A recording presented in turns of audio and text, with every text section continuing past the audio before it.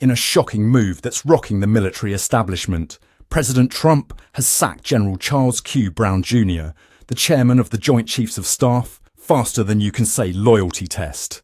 Brown, who made history as the first African American to hold this prestigious position, was shown the door after a 40-plus-year career that apparently wasn't enough to save him from Trump's newfound zeal for military makeovers. Let's not forget, Brown wasn't just any old general. He was a trailblazer who'd been pushing for more diversity in the ranks, trying to make the military look more like the country it's meant to protect. But it seems Trump and his new Defense Secretary, Pete Hegseth, think that's all a bit too woke for their liking. It's as if they believe camouflage should only come in shades of MAGA red.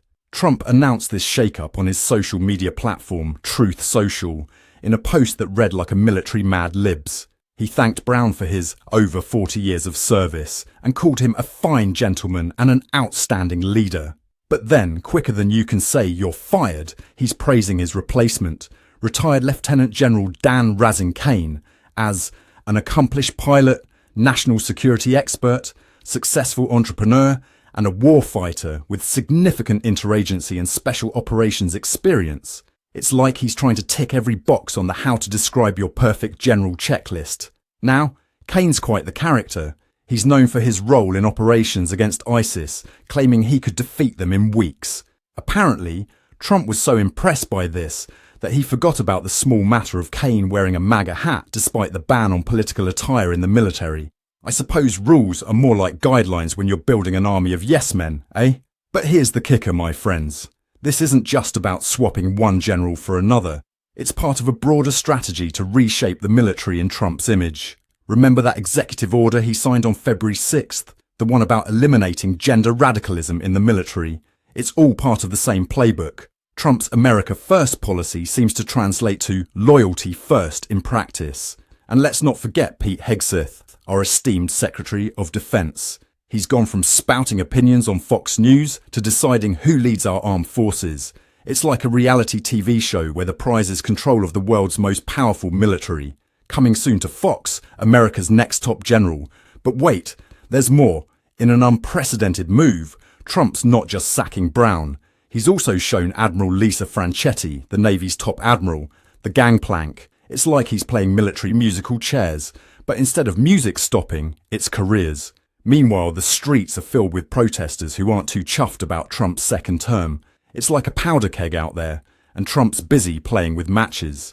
One has to wonder if his eagerness to reshuffle military leadership has anything to do with his long-standing desire to use the military against US citizens. After all, nothing says land of the free quite like tanks rolling down Main Street, right? The reaction from other military leaders and veterans has been about as warm as a polar bear's picnic. They're warning that replacing leaders based on perceived disloyalty threatens the integrity and professionalism of the armed forces. It's almost as if they think military expertise should matter more than political allegiance.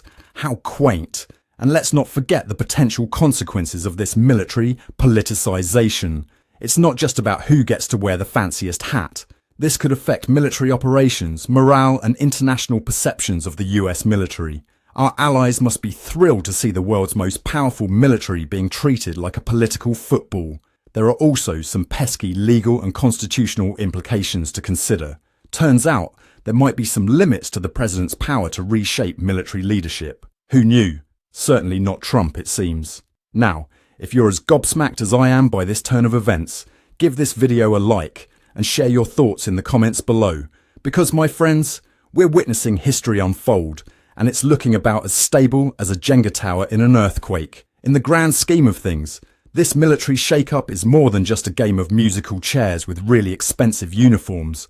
It's a test of our democracy, our commitment to civilian control of the military, and our ability to maintain a professional, non-partisan armed force.